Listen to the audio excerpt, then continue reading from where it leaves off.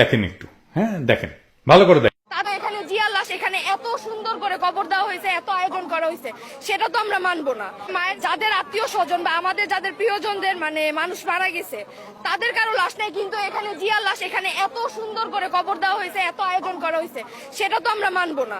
যারা বিমান বাহিনী ছিল বা আদার্স যারা ছিল তাদের নির্মমভাবে হত্যা করা হয়েছে, যিনি করেছেন তথাকথিত উল্লেখিত যে জিয়াউর রহমানের কার্যকলাপের মাধ্যমে।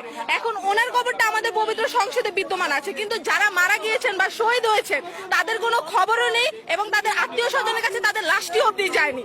তো আমরা চাই আমাদের সঠিক বিচার হোক, তার কবরটি যাতে শহীদ জিয়ার কবরটি আমাদের এখান থেকে সরানো হয়। এবং যারা সম্মানিত সুধীমণ্ডলী, সাধারণত আমি বাংলাদেশের এইসব অজাত কুজাত ছোট লোক মূর্খ ব্যবসা খান কি মাগি, যারা ব্যবসা খান কি ভিতরে চোদার সময় নাই।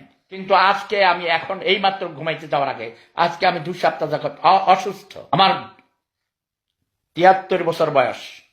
খান কি মাগি তোরে চোদার সময় আছে? This is Sefuda. আমার কুত্তা দিয়ে তোকে চোদাবো না, কুত্তা দিয়া। বাংলাদেশে এই খান কি ব্যবসারা এই দেশে থাকলে তোদের মতো উপস্থাপকদেরকে কুত্তা দিয়ে চোদাইতাম। খান কি ব্যবসা ফালতু কথা বলবি, অসম্মান করবি, তোর ভোদা দিয়ে তোরে আমি কুত্তা দিয়ে ঢুকাই দেব।